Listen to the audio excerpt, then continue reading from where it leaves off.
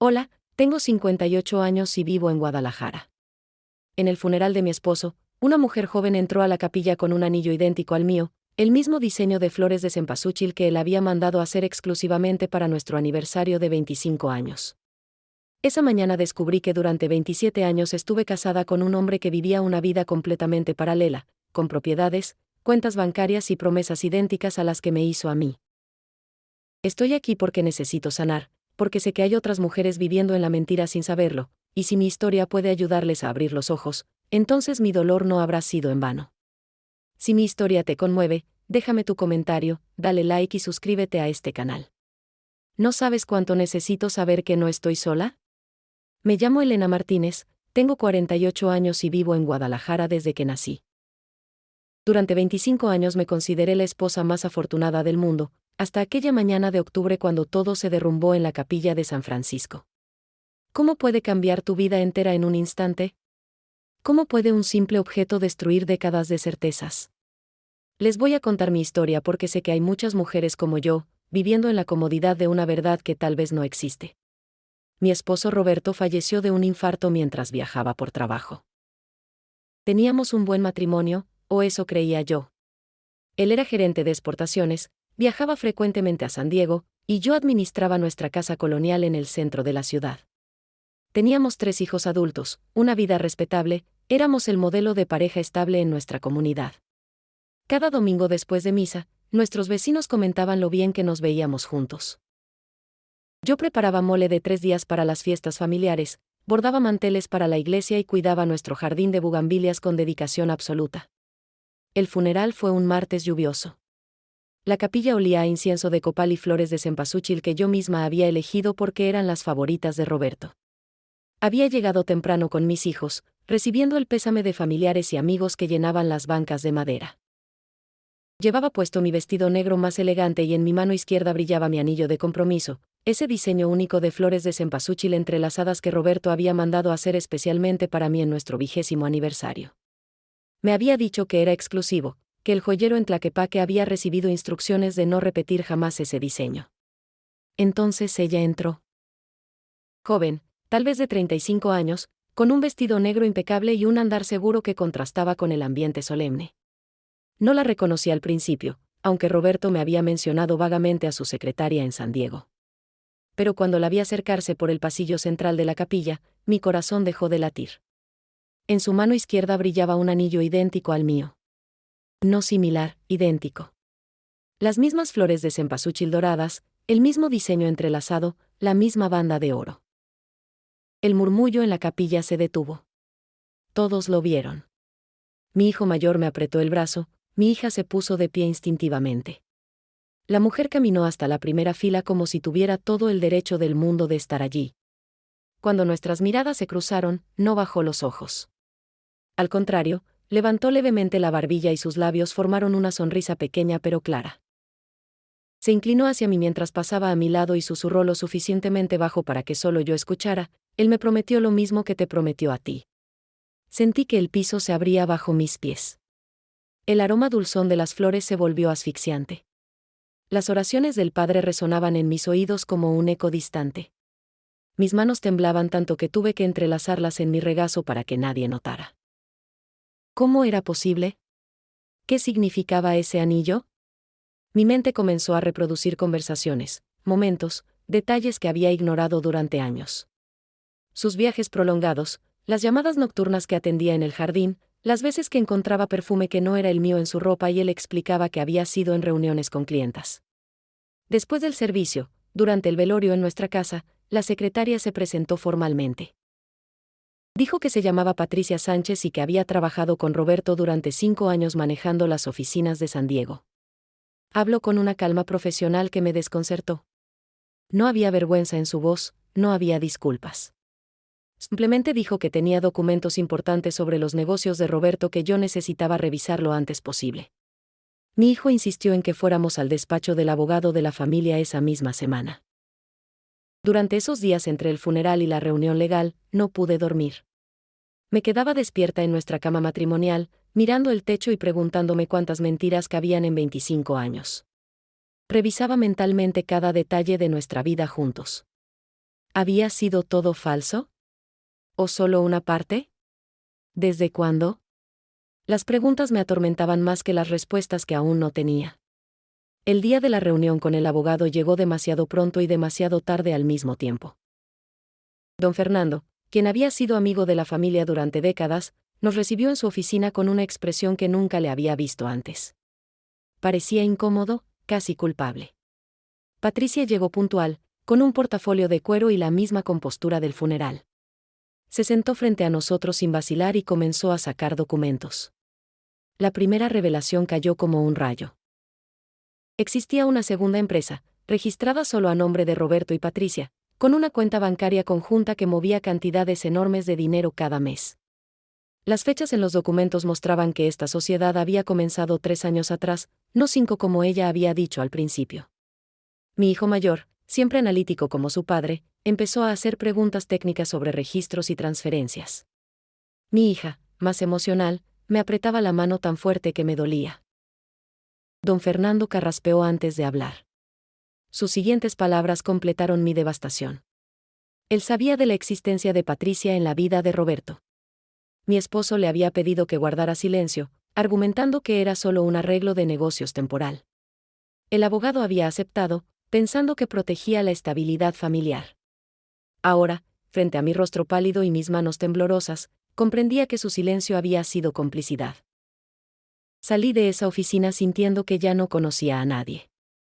No solo mi esposo me había traicionado. Todo mi mundo, las personas en las que confiaba, las certezas que había construido, se revelaban como castillos de arena. ¿Quién más sabía? ¿Cuántas personas me habían mirado a los ojos sonriendo mientras guardaban secretos sobre mi propia vida? En el taxi de regreso a casa, con la ciudad pasando borrosa por la ventana, tomé una decisión. Iba a descubrir toda la verdad, sin importar cuánto doliera. Me lo debía a mí misma. Los días después de esa reunión se convirtieron en una búsqueda obsesiva. Contraté a una nueva abogada, la licenciada Mónica Reyes, una mujer directa que no tenía conexiones previas con mi familia y que inmediatamente vio las irregularidades en todo. Me dijo que necesitábamos revisar cada documento, cada cuenta, cada transacción de los últimos años. Pero antes de eso, yo necesitaba buscar en mi propia casa. ¿Qué más había estado escondido bajo mis narices? Comencé por su estudio, ese lugar que siempre había sido su territorio privado. Roberto me había pedido años atrás que no entrara allí sin permiso, argumentando que necesitaba su espacio para concentrarse. Yo había respetado esos límites como respetaba tantas otras cosas en nuestro matrimonio. Ahora, parada frente a su escritorio de cedro, sentía que estaba violando algo sagrado y al mismo tiempo reclamando lo que siempre debió ser mío, el derecho a conocer mi propia vida. Entre sus libros de contabilidad encontré el primer tesoro oscuro. Un segundo teléfono celular, guardado en una caja de puros vacía. Lo encendí con manos temblorosas. No tenía contraseña, como si Roberto nunca hubiera imaginado que alguien lo encontraría. Las conversaciones con Patricia se remontaban a 6 años atrás, no 5 ni 3 como ella había mencionado. Los mensajes comenzaban profesionales pero rápidamente se volvían íntimos. Había fotos de un apartamento en San Diego que reconocí por el estilo, decorado exactamente como nuestra casa, con la misma talavera mexicana en las paredes, los mismos colores que yo había elegido.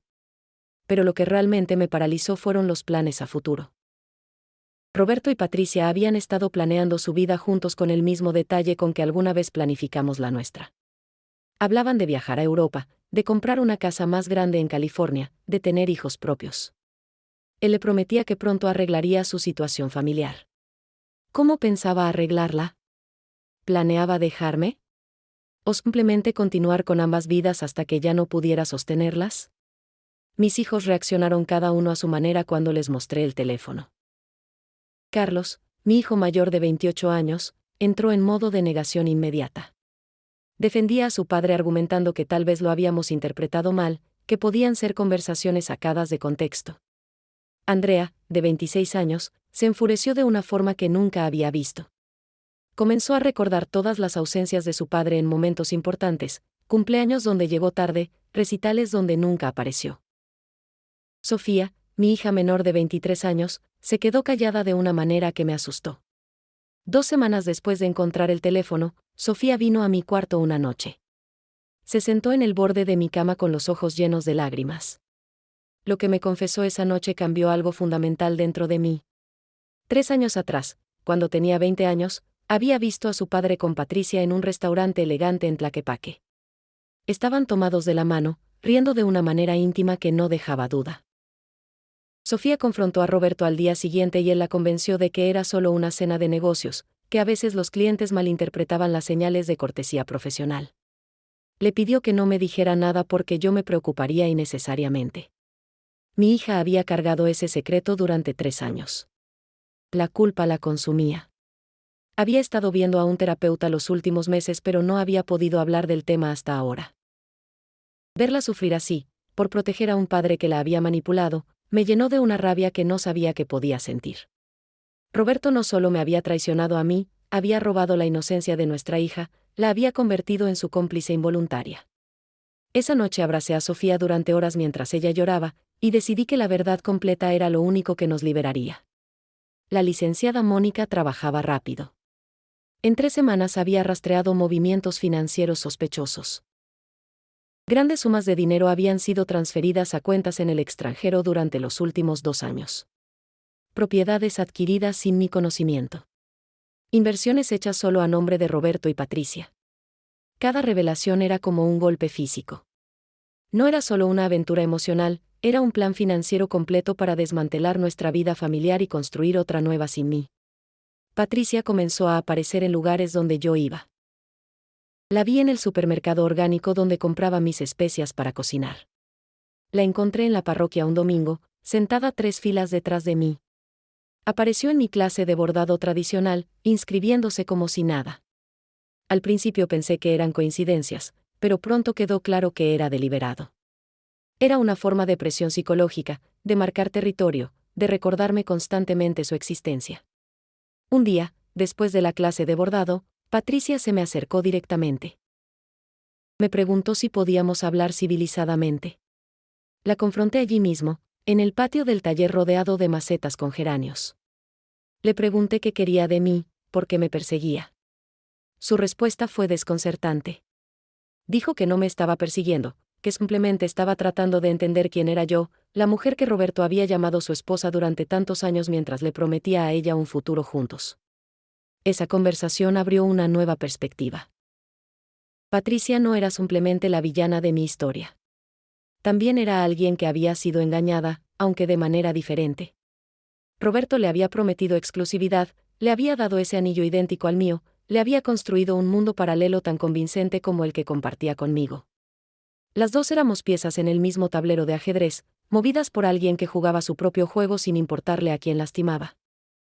Esa noche, sola en mi cocina con el aroma de café recién hecho y pan dulce que ya nadie comería, me di cuenta de algo importante. Estaba enojada con Patricia, pero mi verdadera ira debía dirigirse hacia Roberto. Él era quien había orquestado todo, quien había mentido a ambas, quien había construido castillos de promesas falsas. Patricia y yo no éramos enemigas, éramos víctimas del mismo hombre. Y tal vez, solo tal vez, juntas podríamos descubrir toda la verdad. La idea de trabajar con Patricia me parecía imposible al principio. ¿Cómo podía sentarme a hablar civilizadamente con la mujer que había compartido a mi esposo durante años? Pero la licenciada Mónica me hizo ver la situación desde un ángulo práctico. Patricia tenía acceso a información que yo no tenía, conocía detalles de la vida de Roberto en San Diego que podrían ser cruciales para el caso legal. Si queríamos recuperar lo que nos correspondía por derecho, necesitábamos cooperar. Le envié un mensaje a Patricia proponiendo una reunión formal en la oficina de mi abogada. Para mi sorpresa, aceptó inmediatamente. El día del encuentro llegué temprano, nerviosa de una forma que no había experimentado desde mi juventud.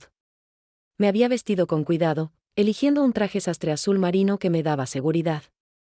Necesitaba sentirme en control aunque por dentro fuera un torbellino de emociones contradictorias.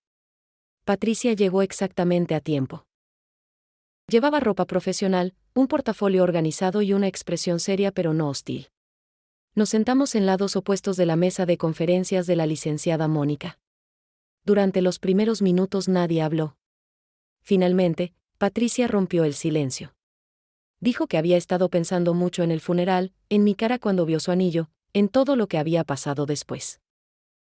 Admitió que su llegada a la capilla había sido un acto de rabia, una forma de exponerlo públicamente aunque ya no pudiera defenderse. Lo que siguió fue una conversación de 5 horas que cambió completamente mi perspectiva. Patricia comenzó a contar su historia desde el principio. Había empezado a trabajar para Roberto cuando tenía 27 años, recién salida de una maestría en administración de empresas. Estaba llena de ambición y sueños, pero también de deudas estudiantiles enormes. Roberto le ofreció un salario generoso y la promesa de crecimiento profesional rápido. Durante el primer año todo fue estrictamente profesional. Luego comenzaron los viajes juntos a conferencias y reuniones con clientes. Roberto era encantador, atento, exitoso. Le hacía sentir importante, valorada, vista de una manera que ningún otro hombre lo había hecho. Gradualmente, las conversaciones después de las reuniones se extendían. Cenas que se volvían largas, confesiones personales que creaban intimidad. Él le contó que su matrimonio era una fachada, que se habían casado muy jóvenes y habían crecido en direcciones diferentes, que permanecían juntos solo por los hijos ya adultos. Patricia se enamoró. O al menos, se enamoró de la versión de Roberto que él le presentaba. Él era generoso, romántico, le daba atención constante cuando estaban juntos. Le prometió que pronto arreglaría su situación familiar, que solo necesitaba esperar el momento adecuado para no lastimar a sus hijos. Ella esperó 1 año, luego 2, luego 3. Cada vez que presionaba, Roberto tenía una razón convincente para posponer sus planes. Pero aquí venía la parte que me dejó helada. Patricia juró que nunca supo mi nombre completo ni dónde vivíamos exactamente. Roberto compartimentalizaba su vida de manera tan efectiva que mantenía ambos mundos completamente separados. Le decía a Patricia que su esposa era una mujer distante que vivía prácticamente separada de él en la misma casa. Le mostró fotos de nuestra casa pero dijo que era una propiedad de inversión. Cuando Patricia encontró el obituario de Roberto en el periódico y vio mi nombre completo, nuestra dirección y la foto familiar donde salíamos felices, fue la primera vez que comprendió la magnitud del engaño.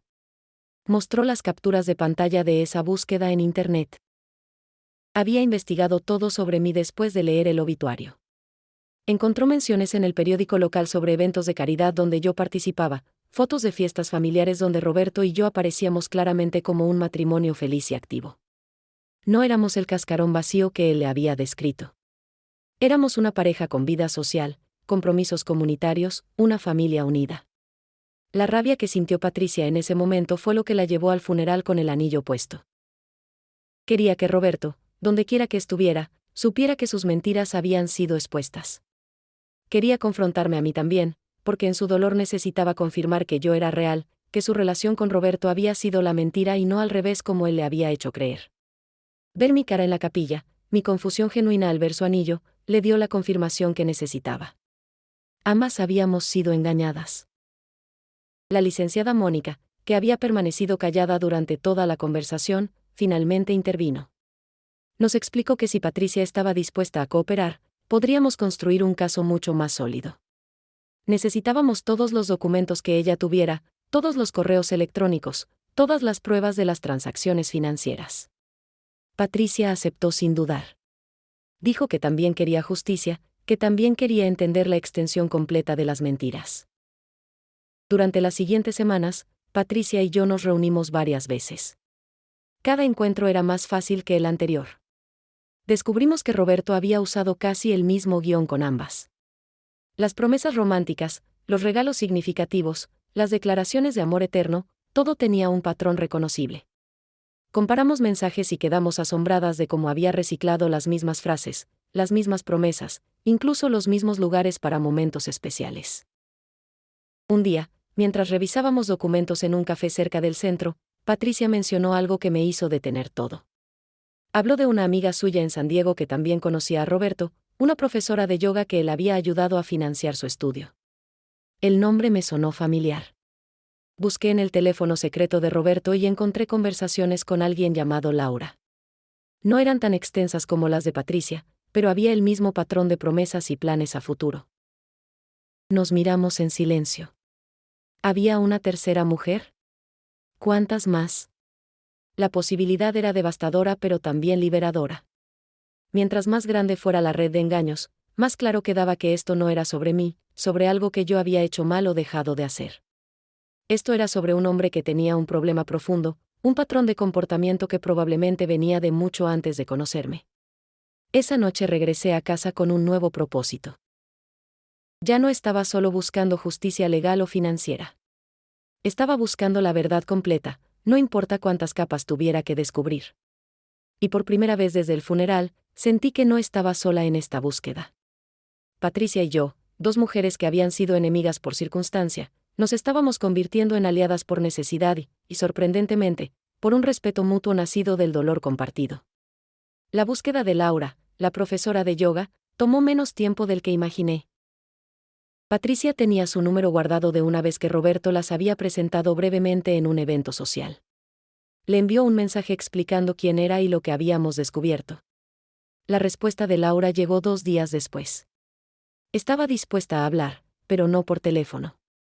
Quería vernos en persona, dijo que había cosas que necesitábamos saber pero que no podía escribir. Volé a San Diego con Patricia un viernes por la mañana. Era la primera vez que viajaba sola sin Roberto, la primera vez que cruzaba esa frontera que él había cruzado tantas veces llevando su doble vida en la maleta. El estudio de yoga de Laura estaba en un vecindario tranquilo cerca de la playa. Era un espacio luminoso con paredes pintadas de azul claro y el olor a incienso de lavanda flotando en el aire. Laura nos recibió con una calma que contrastaba con la tormenta que llevábamos dentro. Era una mujer de unos 40 años, delgada y flexible como esperarías de una instructora de yoga, con cabello largo oscuro recogido en una trenza. Nos invitó a su oficina pequeña en la parte trasera del estudio. Preparó té de hierbas y se sentó frente a nosotras con las piernas cruzadas. Comenzó su historia con una pregunta que nos dejó sin palabras. ¿Sabíamos que Roberto había estado casado antes de conocerme? Yo negué con la cabeza, sintiendo que el piso se movía bajo mis pies otra vez. Laura explicó que ella había conocido a Roberto hacía 8 años, cuando él todavía estaba casado conmigo pero hablaba constantemente de sus problemas matrimoniales. Le contó que se había casado muy joven con su primera esposa, que ese matrimonio había terminado mal, y que su segundo matrimonio conmigo era un intento de hacer las cosas bien que simplemente no había funcionado. Laura, en ese momento pasando por su propio divorcio, sintió conexión con alguien que parecía entender el dolor de un matrimonio fallido. Roberto le ofreció ayuda financiera para abrir su estudio de yoga. Dijo que creía en ella y en su visión. Gradualmente, esa ayuda profesional se convirtió en algo más.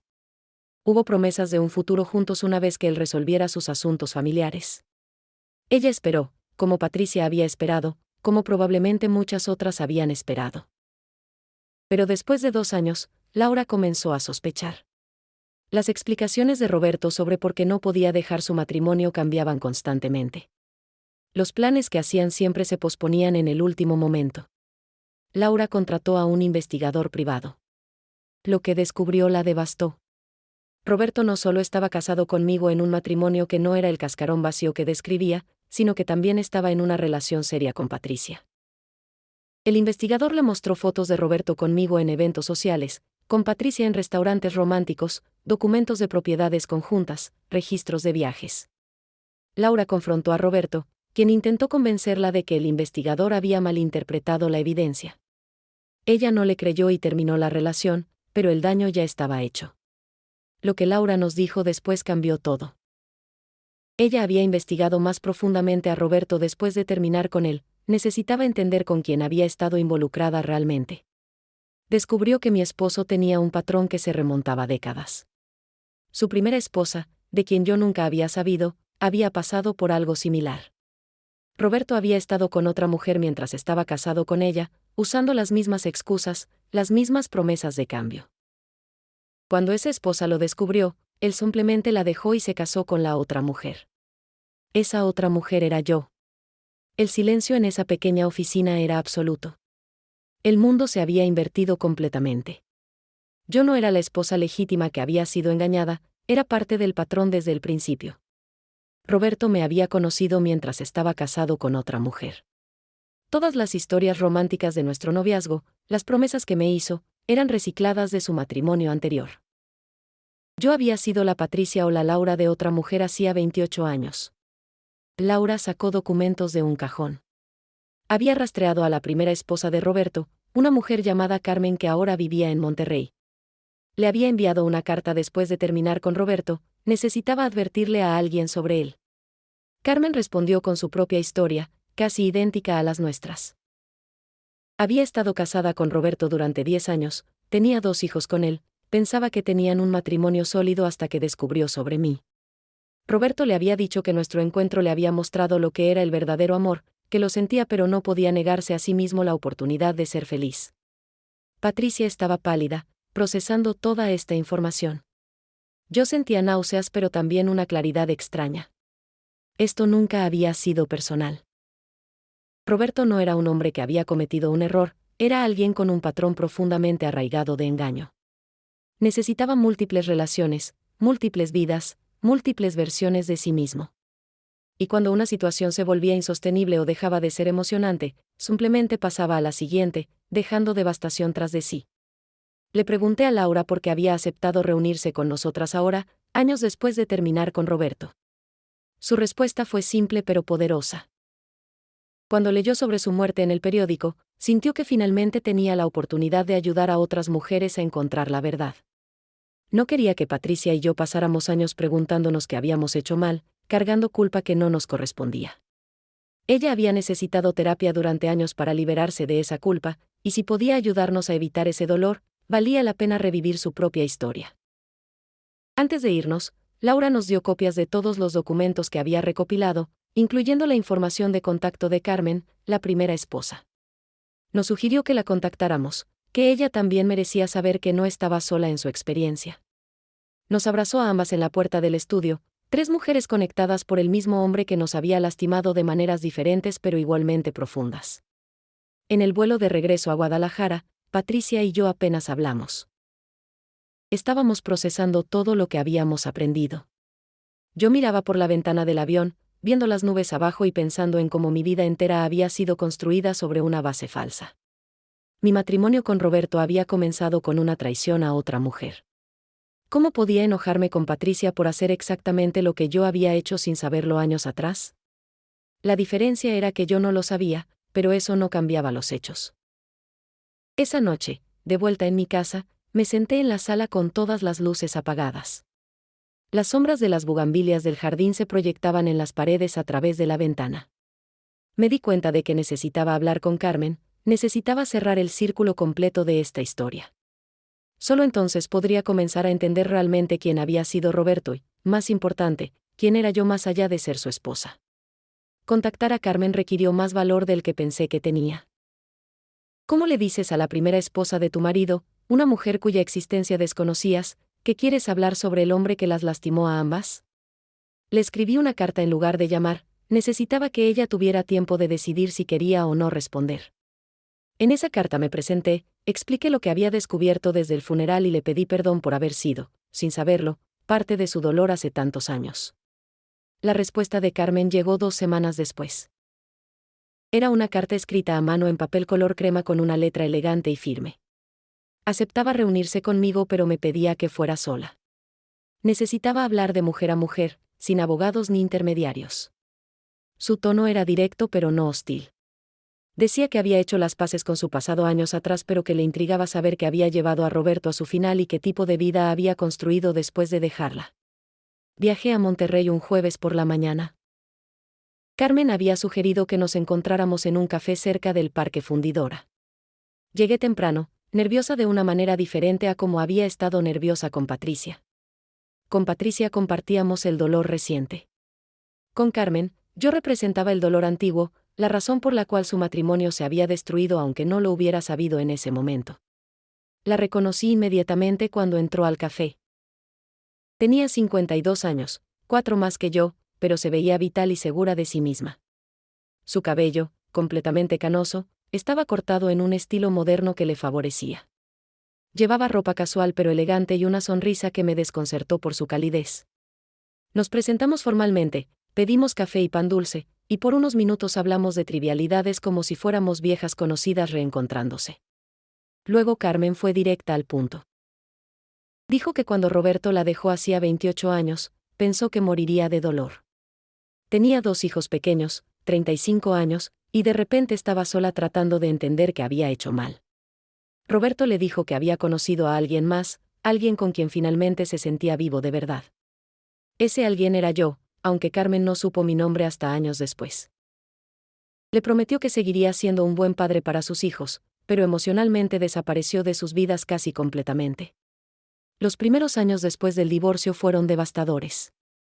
Carmen cuestionaba todo sobre sí misma. ¿Había sido suficientemente atractiva, interesante, amorosa? Sus hijos sufrieron con la ausencia de su padre. Roberto pagaba la pensión alimenticia, pero sus visitas eran esporádicas. Cuando formó una nueva familia conmigo y nacieron mis hijos, sus visitas a los hijos de Carmen se volvieron aún más raras. Ellos crecieron sintiendo que habían sido reemplazados, que no eran suficientemente importantes para su padre. Pero Carmen hizo algo que yo admiraba profundamente.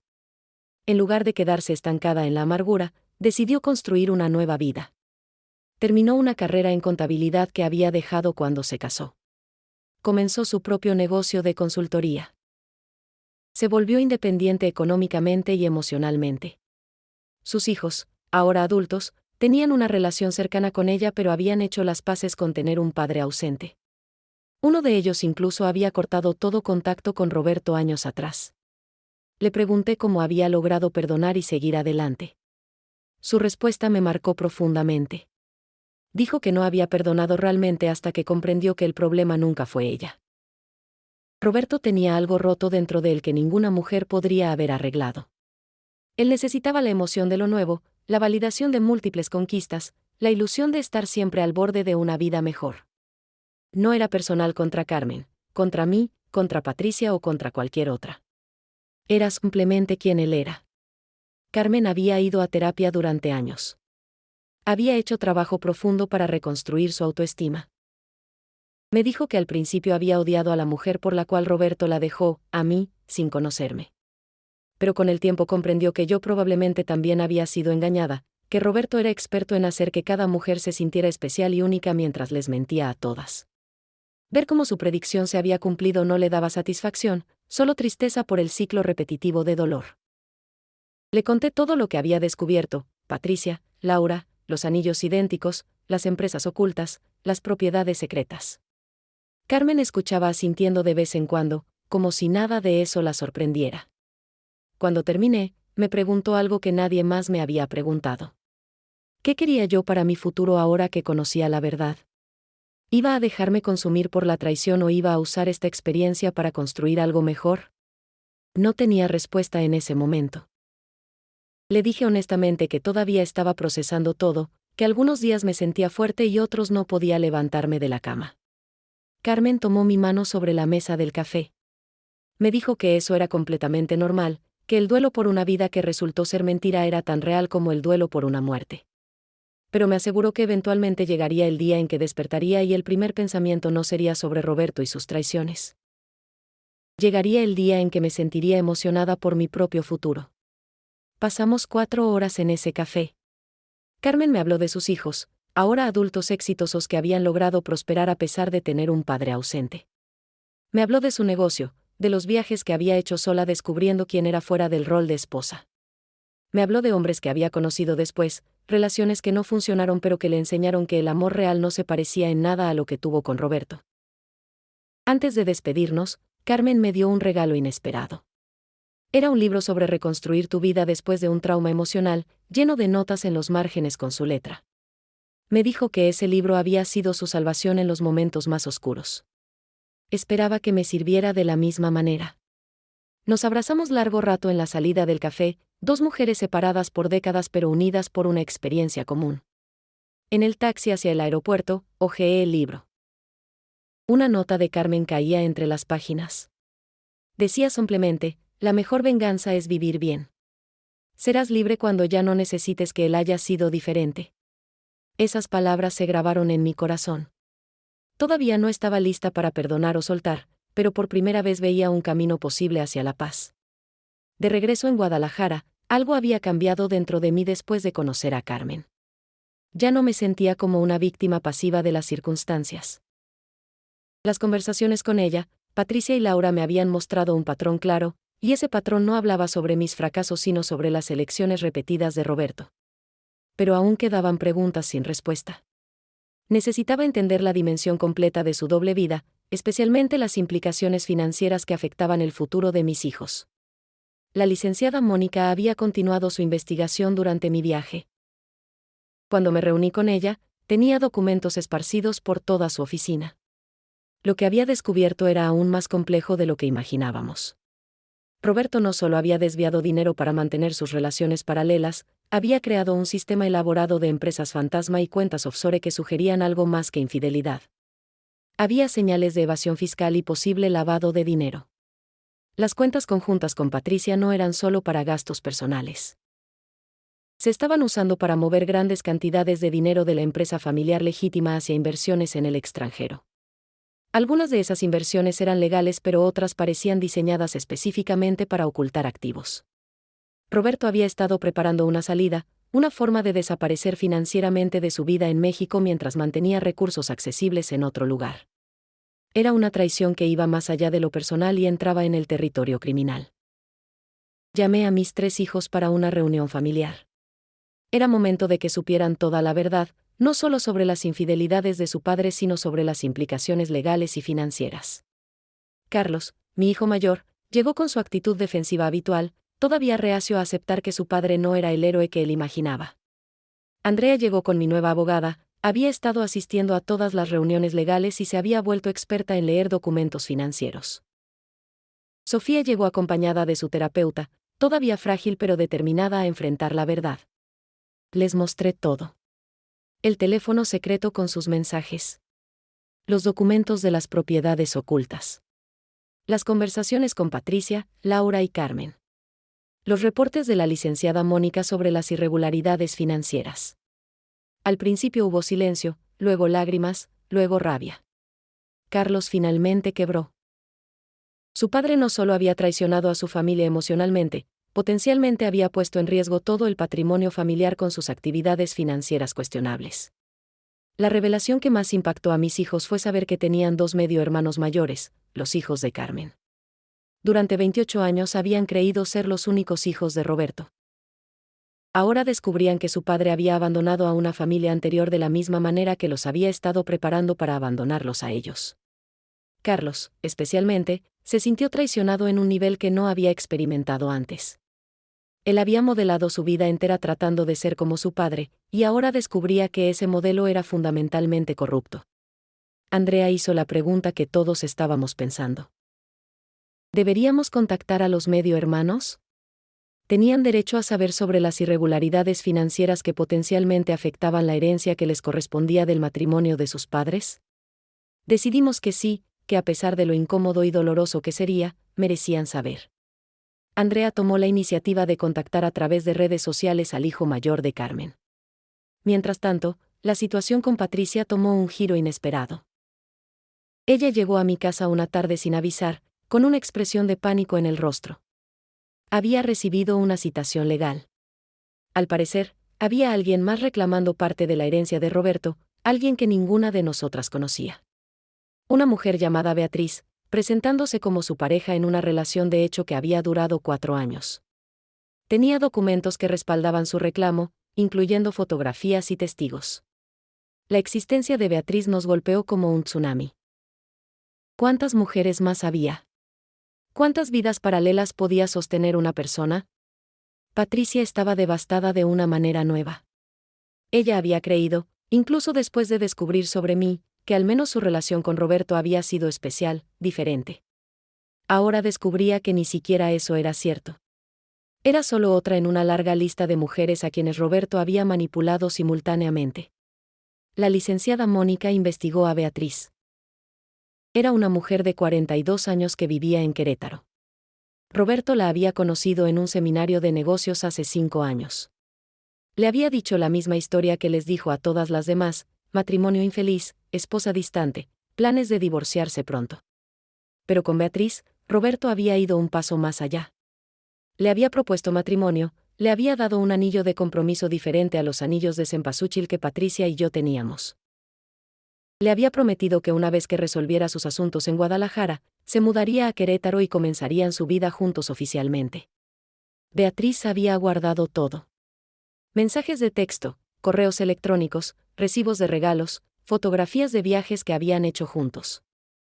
Su reclamo legal era sólido en términos de probar que había una relación, pero legalmente no tenía derecho a herencia porque nunca hubo matrimonio legal ni sociedad comercial registrada.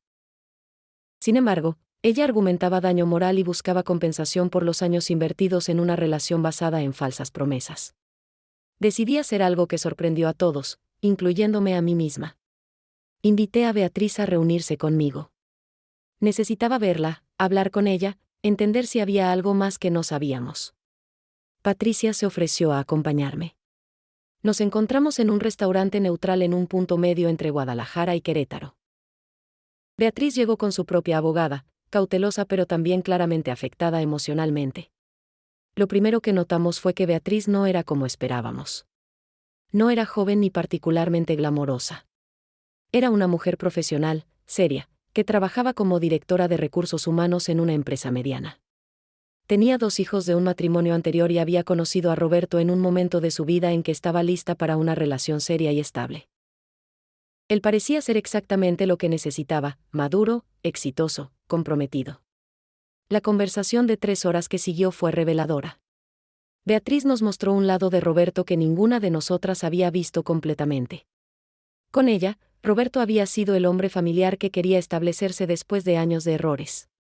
Le había hablado de sus hijos con orgullo, pero había distorsionado su relación conmigo, pintándome como controladora y fría. Le había prometido que una vez que sus hijos fueran completamente independientes, finalmente sería libre para vivir su propia vida. Entre las 3, comenzamos a armar un cronograma completo de los movimientos de Roberto. Los fines de semana que decía estar en conferencias de negocios, estaba con una de ellas. Las noches que llegaba tarde a casa porque supuestamente había tráfico, había estado en videollamadas con otra.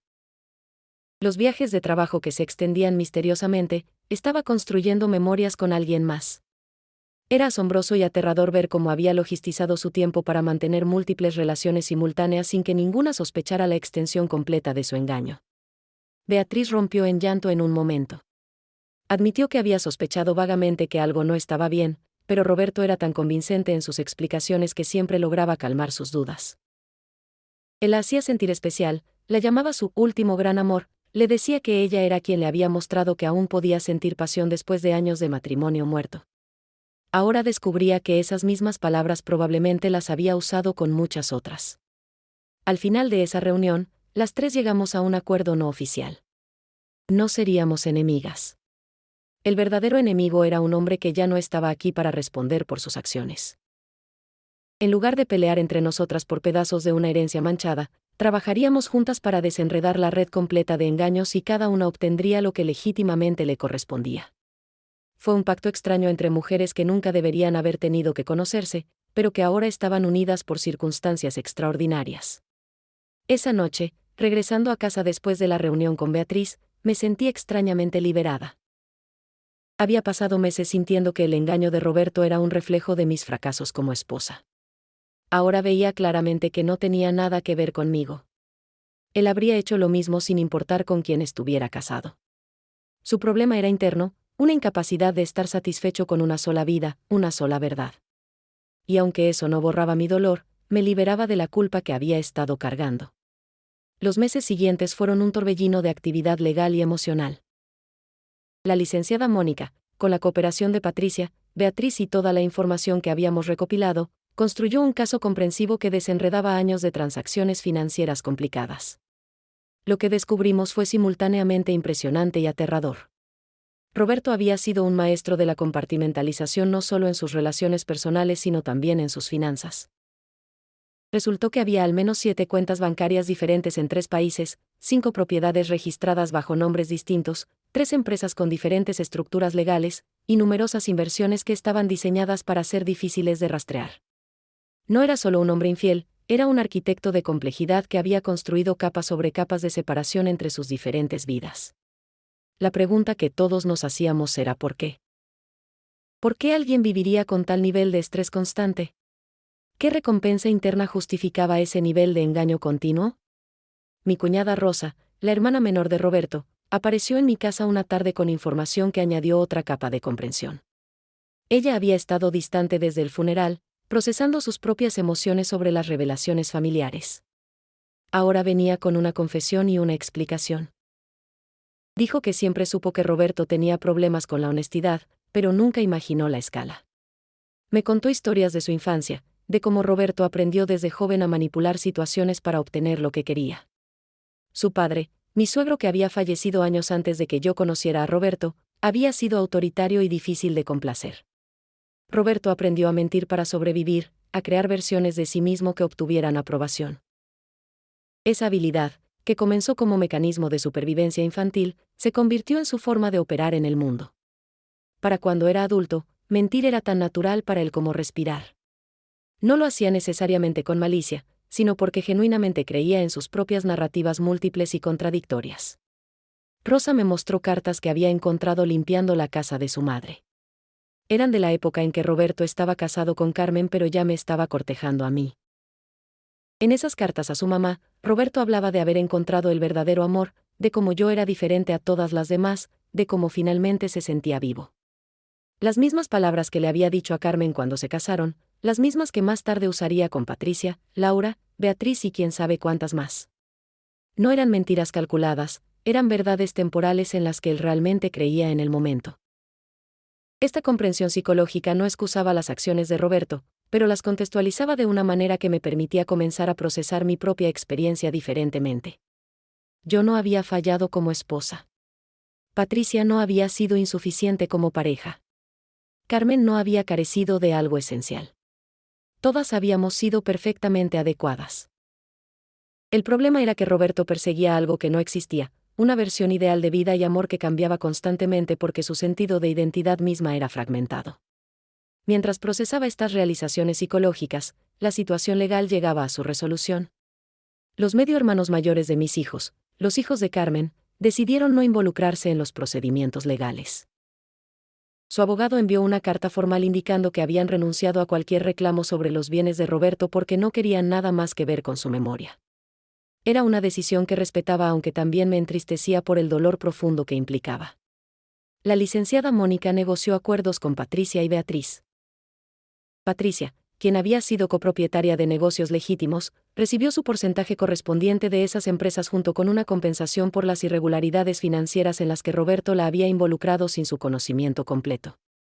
Beatriz recibió un acuerdo por daños morales, no tan grande como lo que pedía inicialmente, pero suficiente para reconocer los años de engaño y las promesas falsas que afectaron decisiones importantes en su vida. Las propiedades fueron vendidas. Los activos fueron liquidados. Las deudas fueron pagadas. Lo que quedó fue distribuido de acuerdo a lo que la ley establecía como herencia legítima para mí y mis hijos.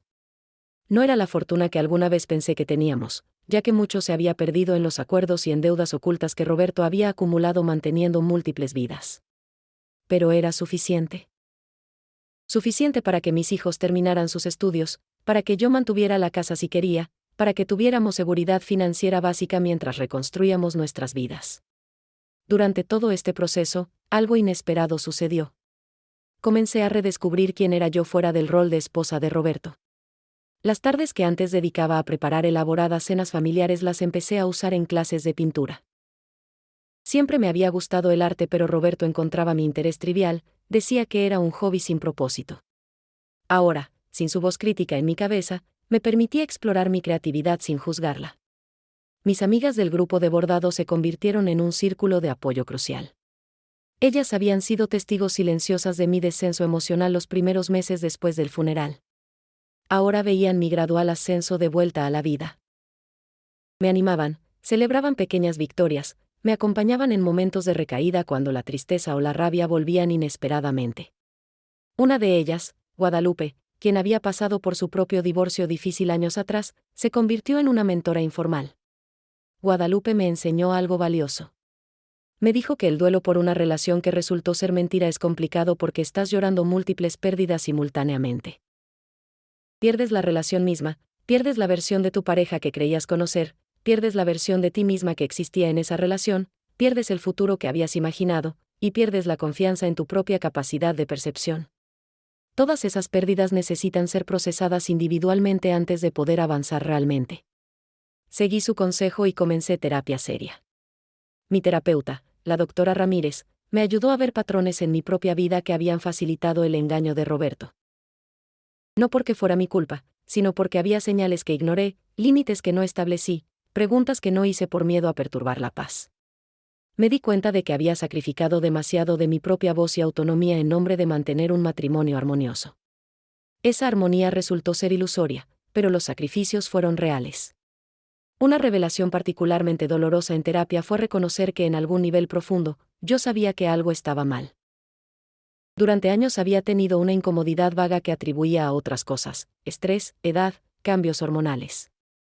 Pero mirando atrás honestamente, reconocía que mi instinto me había estado alertando de que la intimidad real entre Roberto y yo se había erosionado hace mucho tiempo. Habíamos sido compañeros funcionales pero no verdaderos socios emocionales. Yo había elegido no ver eso porque verlo habría requerido acción que me aterraba. La doctora Ramírez me ayudó a perdonarme a mí misma por esas elecciones. Dijo que había hecho lo mejor que pudo con la información que tenía en ese momento. Las decisiones que tomamos cuando estamos dentro de una situación son diferentes a las que vemos claramente desde afuera o en retrospectiva. Parte de sanar era desarrollar compasión hacia la Elena del pasado que había hecho lo posible por sostener su familia y su matrimonio, incluso cuando eso significaba ignorar su propia intuición.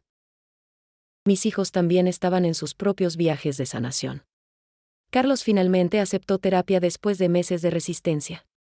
Descubrió que su identidad entera había sido construida alrededor de ser el hijo mayor del gran Roberto Martínez. Desmantelar esa identidad era doloroso pero necesario.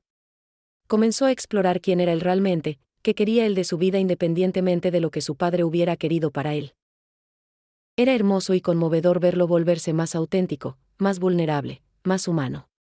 Andrea canalizó su experiencia decidiendo estudiar Derecho con especialización en Derecho Familiar y Protección de Víctimas de Fraude. Quería usar lo que había aprendido de nuestra situación para ayudar a otras mujeres que enfrentaban circunstancias similares. Su pasión y claridad de propósito eran inspiradoras. Había transformado el dolor en misión, la victimización en agencia. Verla encontrar poder en medio de la devastación me daba esperanza para mi propio futuro. Sofía, mi hija menor y la más afectada por haber guardado secretos de su padre, encontró su voz a través de la escritura. Comenzó un blog anónimo sobre crecer en una familia con secretos, sobre el peso de guardar verdades incómodas, sobre aprender a confiar en tu propia percepción después de haber sido manipulada. Sus palabras resonaron con miles de personas. Los comentarios de lectores agradecidos llenaban la sección de su blog, gente que se identificaba con su historia y encontraba consuelo en no estar solos. Una tarde de sábado, casi un año después del funeral, mis 3 hijos vinieron a casa para una comida familiar. Era la primera vez desde la muerte de Roberto que nos reuníamos sin la tensión de secretos pendientes o revelaciones devastadoras. Cocinamos juntos en la cocina, como habíamos hecho cuando eran niños. Hubo risas, algunos momentos de tristeza, pero principalmente una sensación de ligereza que no habíamos experimentado en mucho tiempo. Estábamos reconstruyendo nuestra familia no sobre mentiras sino sobre verdad, por dolorosa que hubiera sido encontrarla. La primavera trajo cambios inesperados. Patricia me llamó un martes por la tarde con una propuesta que al principio me sorprendió. Había estado pensando en escribir un libro sobre nuestra experiencia, no como exposición sensacionalista sino como recurso para otras mujeres que pudieran estar viviendo situaciones similares sin reconocerlas. Quería colaborar conmigo, combinar nuestras perspectivas para crear algo útil nacido de nuestro dolor. Inicialmente dudé, la idea de revivir todo públicamente me aterraba. Pero mientras más lo pensaba, más sentido tenía. Le pregunté si había considerado incluir también a Beatriz y Laura, incluso intentar contactar a Carmen. Si íbamos a contar la historia completa, todas las voces merecían ser escuchadas. Patricia estuvo de acuerdo inmediatamente. Durante las siguientes semanas, nos reunimos las 4 mujeres que habíamos estado en relaciones con Roberto, Carmen vía videollamada desde Monterrey, Laura desde San Diego, Beatriz desde Querétaro, Patricia y yo en Guadalajara. Fue surreal pero también catártico ver nuestras caras juntas en una pantalla, conectadas por la experiencia compartida de haber sido engañadas por el mismo hombre. Cada una de nosotras contó su historia completa, sin guardar detalles por vergüenza o dolor. Descubrimos similitudes asombrosas no solo en las tácticas que Roberto había usado con cada una, sino en cómo habíamos respondido. Todas habíamos ignorado señales de advertencia porque queríamos creer en la versión de realidad que él presentaba. Todas habíamos sacrificado parte de nuestra intuición en el altar de mantener la relación. Todas habíamos experimentado momentos donde algo no se sentía bien pero elegimos confiar en sus explicaciones sobre nuestra propia percepción. Carmen compartió algo que cambió la dirección de nuestras conversaciones. Dijo que después de su experiencia con Roberto, había investigado extensamente sobre personalidades que pueden mantener múltiples relaciones simultáneas sin aparente culpa o remordimiento. Había aprendido sobre compartimentalización extrema, sobre ciertos patrones de personalidad que hacen que algunas personas sean capaces de mantener verdades contradictorias sin experimentar disonancia cognitiva. Roberto no era único, dijo. Había muchos hombres y mujeres que operaban de manera similar. Su investigación la había llevado a conectarse con grupos de apoyo para personas que habían sido engañadas de formas similares. Estos grupos existían en línea y en persona, espacios seguros donde víctimas de engaños complejos podían compartir sus historias sin juicio. Carmen sugirió que nuestro libro podría incluir información sobre estos recursos, que podría ser no solo testimonio sino también guía práctica. La idea transformó el proyecto de algo personal a algo potencialmente útil para comunidades más amplias. Mientras trabajábamos en el proyecto del libro, algo inesperado comenzó a suceder en mi comunidad local. Otras mujeres empezaron a acercarse a mí con sus propias historias de traición y engaño. Aparentemente, el escándalo público de mi situación había abierto una compuerta. Mujeres que habían guardado silencio sobre sus propias experiencias por vergüenza o miedo al juicio social ahora se sentían validadas para hablar. No todas habían sido engañadas de la manera extrema que yo, pero todas habían experimentado alguna forma de traición que las había hecho cuestionar su realidad. Una de estas mujeres era Marta, la esposa del socio de negocios de Roberto. Vino a mi casa un domingo por la tarde con las manos temblando y lágrimas en los ojos. Me confesó que había sabido sobre Patricia. Su esposo le había contado años atrás, jurándole que era solo un rumor infundado, que Roberto era un buen hombre fiel a su familia. Pero ella había visto evidencia con sus propios ojos, documentos en la oficina, conversaciones escuchadas accidentalmente. Había elegido creerle a su esposo sobre su propia observación porque confrontar la verdad habría significado reconocer que su esposo también era cómplice. La confesión de Marta reveló cuántas personas en nuestro círculo social habían sabido o sospechado algo pero habían elegido el silencio. Era un recordatorio doloroso de cómo las comunidades a menudo protegen el secreto sobre la verdad, cómo el status quo es valorado más alto que la honestidad. Pero también me mostró que al hablar abiertamente sobre mi experiencia, estaba dando permiso a otras para hacer lo mismo. El silencio protege al perpetrador, la verdad libera a la víctima. Mi trabajo de bordado, que había comenzado como terapia personal, comenzó a evolucionar artísticamente. Empecé a crear piezas que contaban historias de mujeres, su dolor, su resistencia, su eventual triunfo. Una galería local se interesó en exhibir mi trabajo. La exposición se tituló Hilos de Verdad, y cada pieza representaba una etapa diferente de mi viaje desde el funeral hasta la reconstrucción. La inauguración fue emotiva, con docenas de mujeres que habían sido tocadas por mi historia viniendo a apoyar. Durante la exposición, una joven de 25 años se me acercó. Dijo que había estado en una relación con un hombre casado que le prometía constantemente que dejaría a su esposa. Había leído sobre mi historia en el periódico local y eso la había ayudado a ver su situación desde otra perspectiva. Se dio cuenta de que estaba siendo la Patricia o la Laura en la vida de alguien más. Decidió terminar la relación y buscar terapia. Verla parada frente a mí, joven y vulnerable pero tomando control de su vida, me llenó de un propósito que no sabía que necesitaba. Mis hijos observaban mi transformación con una mezcla de admiración y alivio. Andrea comentó una noche durante una cena que yo parecía más yo misma que en años. Dijo que durante su infancia siempre me había visto como alguien que vivía a través de otros, a través de mi esposo, de mis hijos, de mi rol en la comunidad. Ahora me veía viviendo para mí misma, persiguiendo mis propios intereses, expresando mi propia voz. Fue un cumplido que me hizo llorar porque era exactamente verdad. Carlos comenzó a hacer preguntas sobre su padre que no había podido hacer antes. Quería entender no desde un lugar de defensa sino desde un lugar de genuina curiosidad. ¿Cómo podía alguien vivir con tanto engaño? ¿Había sido feliz alguna vez? ¿Había amado realmente a alguien o todo había sido manipulación? Estas conversaciones eran difíciles pero necesarias. Le ayudaban a integrar quién había sido su padre realmente con quien había creído que era. La verdad compleja era más difícil de procesar pero más sana que la idealización o la demonización completa. Sofía me mostró algunos de los mensajes que había recibido en su blog. Personas de todo el mundo, hombres y mujeres, compartiendo sus historias de crecer con padres que guardaban secretos, de descubrir verdades devastadoras sobre sus familias, de aprender a confiar en sí mismos nuevamente. Había creado una comunidad de personas que se apoyaban mutuamente a través del proceso de reconstruir su sentido de realidad después de descubrir que habían vivido en una versión editada de la verdad. Patricia me invitó a San Diego para una conferencia donde iba a hablar sobre fraude financiero en pequeñas empresas. Quería que la acompañara porque parte de su presentación involucraba nuestra historia. Al principio me negué, la idea de pararme frente a extraños y hablar sobre la peor época de mi vida me aterrorizaba. Pero Patricia insistió suavemente. Dijo que mi perspectiva como la esposa que no sabía nada agregaba dimensión importante a la narrativa. Finalmente acepté. La conferencia fue transformadora. Hubo docenas de personas allí que habían experimentado fraude financiero en contexto de relaciones personales. Escuchar sus historias me hizo ver que el problema era mucho más amplio de lo que había imaginado. No éramos casos aislados de mala suerte. Era un patrón sistemático que afectaba a miles de personas, principalmente mujeres, que confiaban en parejas que abusaban de esa confianza para beneficio personal. La sala entera sentía como un espacio de validación colectiva. Después de mi participación en la conferencia, varias organizaciones sin fines de lucro me contactaron preguntando si estaría dispuesta a compartir mi historia en otros contextos, grupos de apoyo para mujeres divorciadas, talleres sobre alfabetización financiera, seminarios sobre señales de advertencia en relaciones. Era aterrador pero también empoderante. Cada vez que contaba mi historia, perdía un poco más de su poder sobre mí.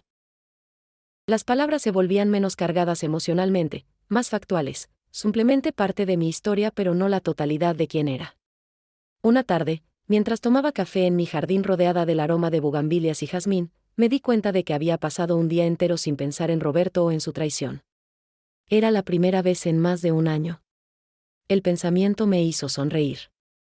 Carmen tenía razón, eventualmente llegaría el día cuando el primer pensamiento al despertar no sería sobre él.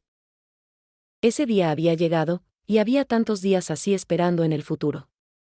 1 año y medio después del funeral, nuestra historia tomó un giro público que ninguna de nosotras había anticipado. Un periodista de investigación había estado siguiendo el caso desde que los documentos legales se volvieron públicos. Contactó primero a Patricia, luego a mí, proponiendo un artículo extenso para una revista nacional sobre fraude financiero en el contexto de infidelidad. Inicialmente, tanto ella como yo declinamos. Habíamos compartido nuestra historia en círculos controlados, pero exponerla en medios nacionales parecía invasivo y potencialmente retraumatizante.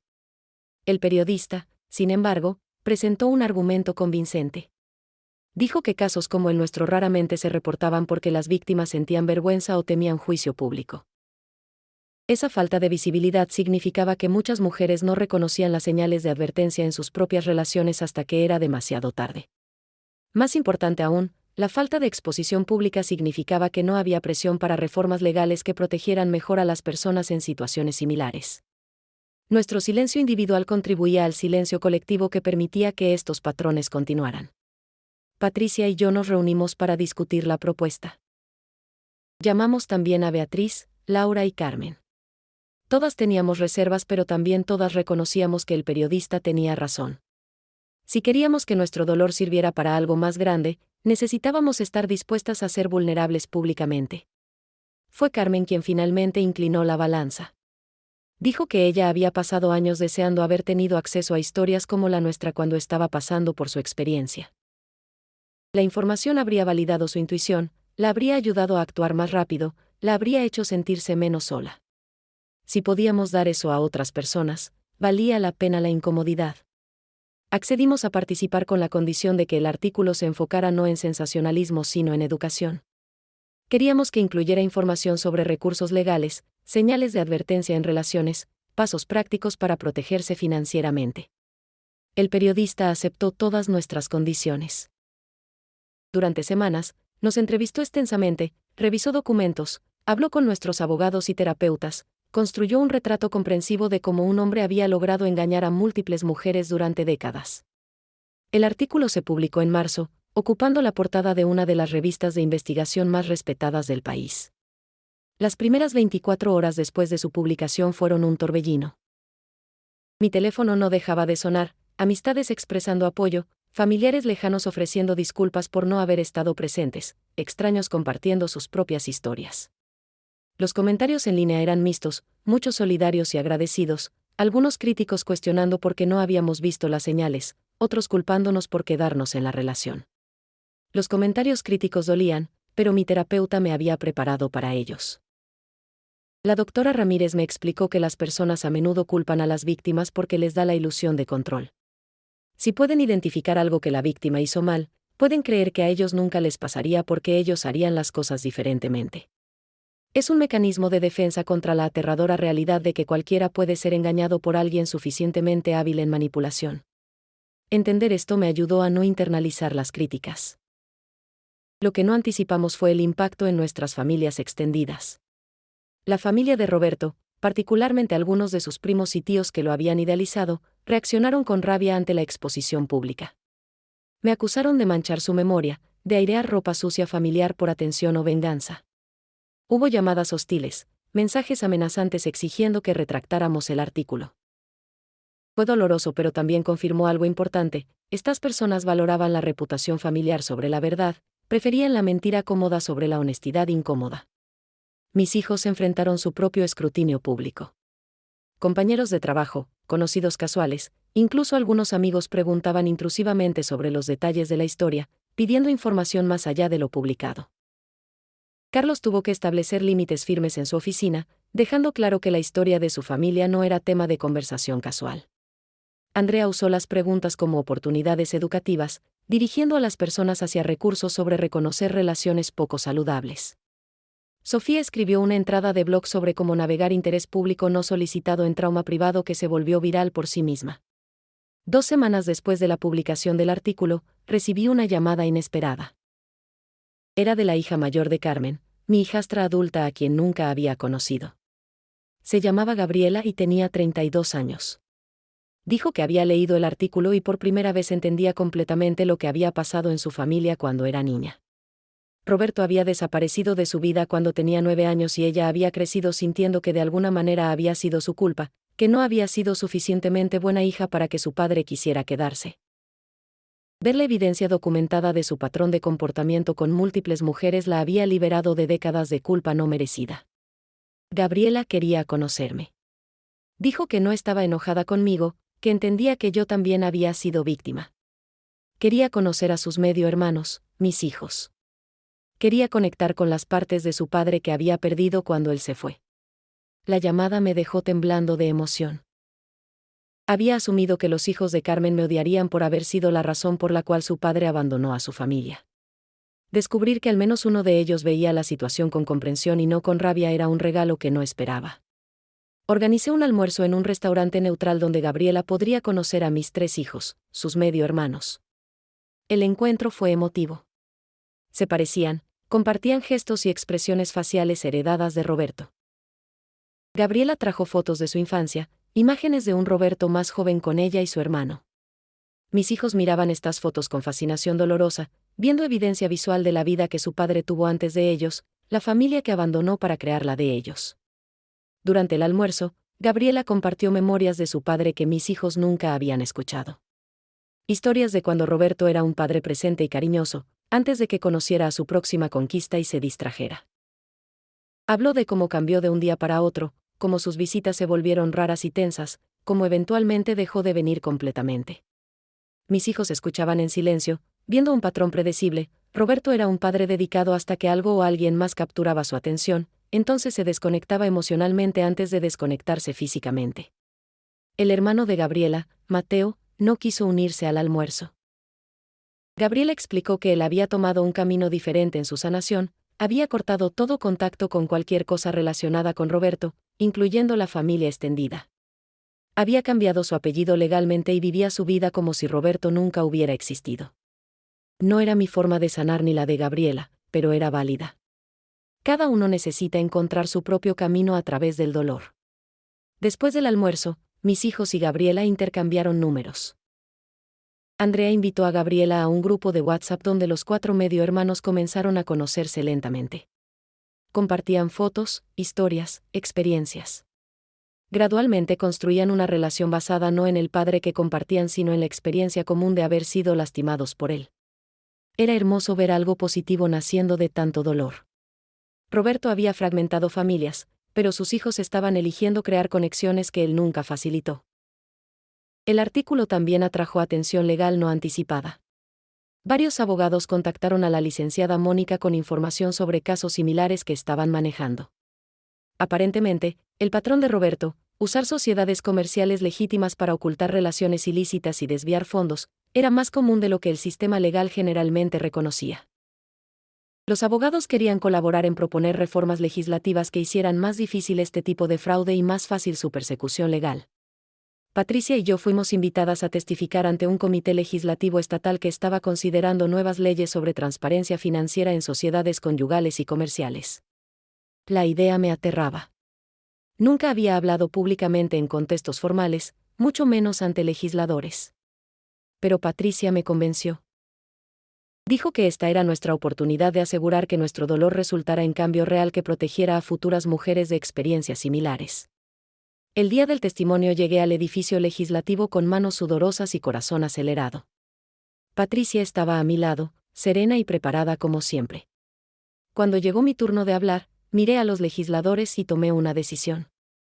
No iba a hablar desde mis notas preparadas. Iba a hablar desde el corazón. Conté mi historia simplemente: el funeral, el anillo, las revelaciones gradualmente devastadoras, la reconstrucción lenta. Hablé de cómo la falta de transparencia financiera había permitido años de fraude. Hablé de cuántas mujeres estaban probablemente en situaciones similares sin saberlo. Cuando terminé, había silencio en la sala. Luego, uno de los legisladores, una mujer mayor con años de experiencia visible en su cara, comenzó a aplaudir. Otros se unieron. Después de la sesión, varios legisladores se acercaron a agradecerme por mi valor al compartir. Uno mencionó que su hermana había pasado por algo similar. Otro dijo que su madre había descubierto tarde en la vida que su padre había tenido otra familia. Mi historia resonaba porque no era única. Era trágicamente común. Esa noche, exhausta pero también extrañamente en paz, me senté en mi jardín bajo las estrellas. El aire nocturno olía a jazmín y tierra húmeda. Pensaba en cuánto había cambiado desde aquel funeral hace año y medio. La mujer que había sido ese día, devastada y perdida, parecía otra persona. Yo había atravesado fuego y había salido diferente, más fuerte pero también más suave, más cautelosa pero también más abierta, más consciente del dolor pero también más capaz de alegría. La transformación no había sido lo que elegí, pero era quien había elegido volverme. 2 años después del funeral, desperté en mi casa colonial con una sensación de paz que no había experimentado en décadas. La luz de la mañana filtraba a través de las cortinas de encaje, iluminando las paredes que había repintado en tonos que yo elegí, no los que Roberto prefería. El espacio era mío ahora de una manera que nunca lo había sido durante nuestro matrimonio. Había eliminado algunos muebles que me traían malos recuerdos y agregado piezas que reflejaban mi propio gusto. La casa respiraba diferente, más ligera. El proyecto del libro había evolucionado más allá de lo que cualquiera de nosotras había imaginado inicialmente. Patricia, Beatriz, Laura, Carmen y yo habíamos pasado meses trabajando con una escritora profesional para tejer nuestras historias individuales en una narrativa coherente que también servía como guía de recursos. Vidas fragmentadas, sobreviviendo y prosperando después de engaño sistemático, se publicaría en 3 meses. Ya había interés de editoriales internacionales para traducciones. Nuestra vulnerabilidad estaba convirtiéndose en herramienta de ayuda para innumerables personas. Más satisfactorio que el libro mismo era la amistad genuina que había desarrollado con estas mujeres. Particularmente con Patricia, quien había pasado de ser la persona que más odiaba a una de mis aliadas más cercanas. Nos hablábamos semanalmente, compartiendo no solo reflexiones sobre el pasado sino también nuestras vidas presentes, sus nuevas relaciones, mis exploraciones artísticas, nuestros éxitos profesionales, nuestros momentos de duda. Había algo profundamente sanador en ser completamente conocida por alguien, en no tener que esconder las partes feas o avergonzadas. Mis hijos estaban prosperando de maneras que me llenaban de orgullo maternal. Carlos había dejado el negocio que había heredado de su padre para comenzar su propia consultoría enfocada en ética empresarial. Decía que pasar por la experiencia de descubrir las prácticas cuestionables de Roberto le había dado perspectiva única sobre la importancia de integridad en negocios. Había encontrado su llamado en ayudar a empresas pequeñas a establecer fundaciones éticas sólidas. Andrea estaba en su último año de derecho, encaminada hacia su especialización en derecho familiar. Había comenzado a hacer trabajo voluntario en una organización que proporcionaba asesoría legal gratuita a mujeres escapando de relaciones abusivas o fraudulentas. Verla usar nuestra experiencia para empoderar a otras era increíblemente gratificante. Me decía que cada caso que tomaba, veía reflejos de nuestra historia, y eso la motivaba a pelear más duro por sus clientas. Sofía había convertido su blog en un negocio de tiempo completo. Ofrecía talleres virtuales sobre sanar de traumas familiares, sobre reconstruir confianza después de traición, sobre encontrar voz después de años de silencio. Tenía miles de seguidores y había creado una comunidad en línea de personas apoyándose mutuamente a través de sus propios viajes de sanación. La niña que había sido tan reservada y cargada de culpa se había transformado en una líder de comunidad, enseñando a otros lo que ella había aprendido en su propio camino difícil.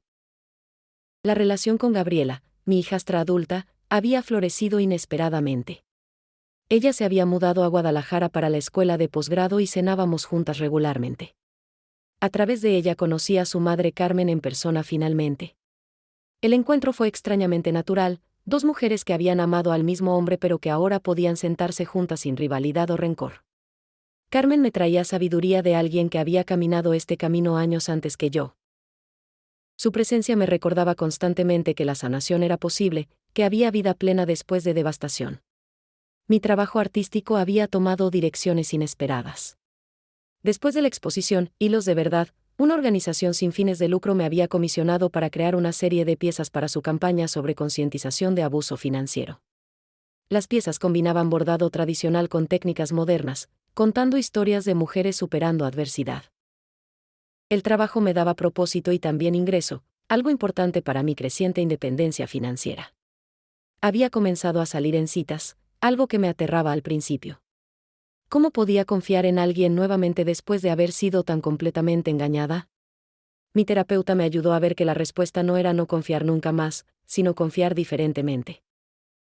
Aprendí a prestar atención a señales de advertencia, a hacer preguntas directas, a verificar información en lugar de aceptar todo al pie de la letra. Aprendí que amor saludable incluye transparencia, que secretos son veneno para la intimidad real. Conocí a alguien, un hombre llamado Javier que enseñaba literatura en la universidad. Era viudo, había perdido a su esposa por cáncer 5 años atrás. Entendía el duelo, pero también el deseo de volver a vivir completamente. Nuestra relación era diferente a todo lo que había experimentado con Roberto. Era más lenta, más honesta, más basada en conversación real que en proyección romántica. No estaba segura a dónde conduciría, pero por primera vez en mi vida, estaba bien con la incertidumbre. No necesitaba tener todo planeado y controlado. La legislación que Patricia y yo habíamos ayudado a impulsar pasó después de meses de debate. Las nuevas leyes requerían mayor transparencia en sociedades conyugales y comerciales, hacían más difícil ocultar activos, y proporcionaban mejor protección para víctimas de fraude financiero en contexto de relaciones personales. No era perfecto, pero era un comienzo. Saber que nuestro dolor había resultado en cambio real que protegería a futuras generaciones me daba un sentido de cierre que ningún proceso legal personal podría haber proporcionado. La comunidad de Guadalajara que inicialmente me había juzgado y susurrado sobre mí había cambiado su perspectiva gradualmente. Ayudó que otras mujeres comenzaron a compartir sus propias historias de traición y engaño, dándose cuenta de que el silencio solo perpetuaba el problema. Mi disposición a ser vulnerable públicamente había abierto espacio para conversaciones que antes eran tabú. Ahora, cuando caminaba por el mercado o asistía a misa, las personas me saludaban con respeto genuino en lugar de lástima o juicio. Organicé una reunión especial en mi casa para celebrar el 2º aniversario de comenzar mi viaje de sanación.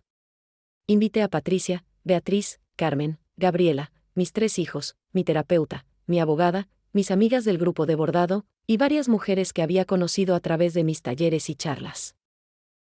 El jardín estaba lleno de flores de cempasúchil, no porque Roberto las había elegido para nuestro anillo, sino porque yo había reclamado esas flores como símbolo de mi propia resiliencia. En la cultura mexicana, las cempasúchil guían a los espíritus en Día de Muertos.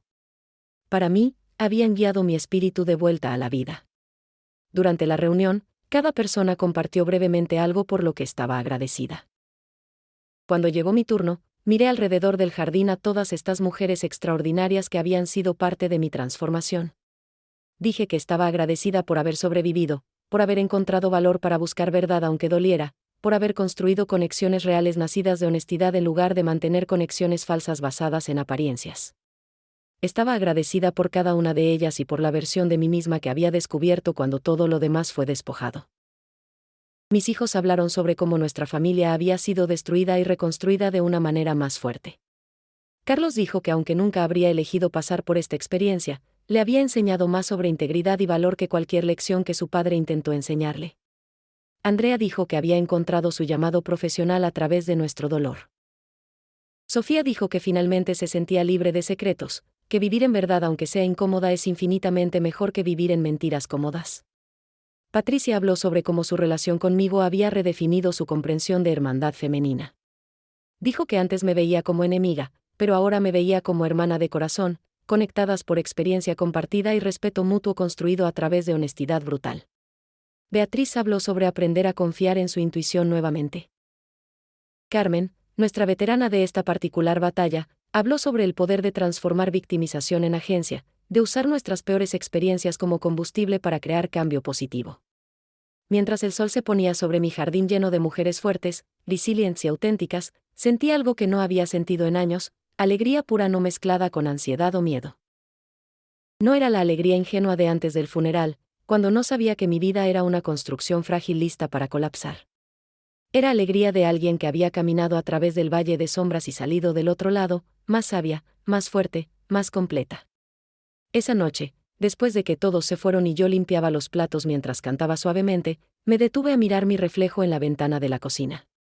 La mujer que me miraba de vuelta era familiar pero también diferente. Tenía líneas en su cara que no estaban allí 2 años atrás, marcas de estrés y lágrimas derramadas.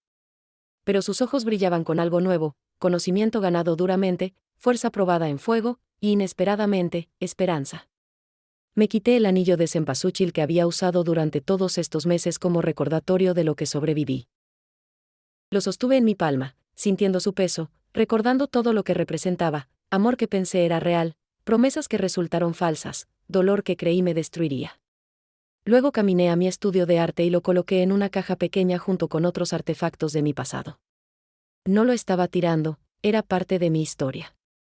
Pero ya no necesitaba llevarlo en mi cuerpo. Estaba lista para usar mi mano desnuda, abierta a nuevas posibilidades sin estar definida por viejas heridas. Los meses siguientes trajeron nueva rutina. Enseñaba talleres 2 veces al mes sobre arte como terapia. Trabajaba en mi propio arte las mañanas. Almorzaba con amigas. Salía ocasionalmente con Javier. Visitaba a mis hijos. Escribía en mi diario procesando emociones que todavía surgían inesperadamente. Asistía a terapia mensualmente para mantenimiento. Participaba en reuniones del grupo de apoyo que habíamos formado con otras víctimas de engaño financiero. Vivía, simplemente vivía, de manera que no había podido hacerlo durante años. Una tarde, mientras bordaba una nueva pieza en mi taller, recibí un mensaje de una mujer desconocida. Había leído nuestro artículo y nuestro libro próximo. Escribía para decir que reconoció señales en su propia relación, señales que había estado ignorando. Nuestra historia le dio valor para investigar sus sospechas. Descubrió que su esposo tenía otra familia en otro estado. Estaba devastada pero también agradecida de haber descubierto ahora en lugar de años después. Preguntaba si podía hablar conmigo, si yo podría ofrecerle guía para navegar lo que venía. Le respondí inmediatamente que sí. Arreglamos una llamada telefónica. Mientras esperaba la hora acordada, reflexionaba en cuán lejos había llegado. 2 años atrás, estaba en su lugar, destrozada y perdida. Ahora estaba en posición de ofrecer mano a alguien más atravesando la misma tormenta. Mi dolor había sido transformado en propósito. Mi victimización se había convertido en plataforma para ayudar a otras. No era lo que hubiera elegido, pero era hermoso de todas formas. Durante esa llamada con la mujer desconocida, me escuché diciendo cosas que Carmen me había dicho a mí, sabiduría que Patricia había compartido, lecciones que había aprendido de la doctora Ramírez. Estaba pasando el conocimiento ganado duramente, creando un linaje de mujeres ayudándose mutuamente a sanar. Le dije lo que más necesitaba oír: vas a sobrevivir esto. Va a doler terriblemente, pero vas a sobrevivir. Y eventualmente, no solo sobrevivirás sino prosperarás de maneras que no puedes imaginar ahora. Después de colgar, me senté en silencio en mi estudio. Las paredes estaban cubiertas con mi arte, piezas coloridas que contaban historias de dolor transformado en belleza, de fragmentos rotos recompuestos en nuevos patrones. Cada pieza era testimonio de que el final de algo puede ser simultáneamente el comienzo de algo más. El matrimonio que pensé iba a durar toda la vida terminó, pero una nueva versión de mí había comenzado. Tomé mi diario y escribí una reflexión final sobre este capítulo de mi vida. Escribí sobre cómo había aprendido que el amor verdadero no requiere ceguera, que confiar sabiamente es diferente a confiar ciegamente, que proteger mi paz es tan importante como mantener relaciones. Escribí sobre cómo mis hijos habían salido de la experiencia más fuertes, más auténticos, más capaces de relaciones honestas. Escribí sobre las amistades improbables que había formado con mujeres que deberían haber sido enemigas. Escribí sobre gratitud, sorprendentemente, por todo lo que había pasado porque me había llevado aquí. El último párrafo de mi entrada de diario ese día decía: hoy elegí vivir. No sobrevivir, no meramente existir, sino realmente vivir. Con ojos abiertos, corazón cuidadosamente abierto, y espíritu que se niega a ser aplastado por lo que fue. El anillo que me dio ya no está en mi dedo, pero las flores de cempasúchil florecen salvajes y libres en mi jardín. Como ellas, he encontrado forma de florecer después de la oscuridad. Esta es mi vida ahora, construida no sobre promesas de otros sino sobre mi propia determinación de crear belleza del dolor, de transformar cenizas en algo dorado. Cerré el diario y miré por la ventana hacia mi jardín bañado en luz dorada de atardecer. Las bugambilias se mecían suavemente en la brisa. El aroma de jazmín flotaba en el aire. En algún lugar de la distancia, campanas de iglesia tocaban. Era momento de preparar la cena, tal vez llamar a Javier e invitarlo, tal vez trabajar más en mi arte, tal vez simplemente sentarme en paz con todo lo que era y todo lo que me había convertido. El funeral de Roberto había sido un final. Pero también, sin que lo supiera ese día terrible, había sido un comienzo. El comienzo de descubrir quién era Elena cuando nadie estaba mirando, cuando no tenía que actuar ningún papel, cuando podía finalmente ser completamente, honestamente, alegremente ella misma. Y esa mujer, resultó, era más fuerte y más capaz de amor verdadero de lo que jamás había imaginado. Esta era mi historia. Y aunque no terminó como había planeado, terminó con algo mejor que un final feliz, terminó con un comienzo verdadero.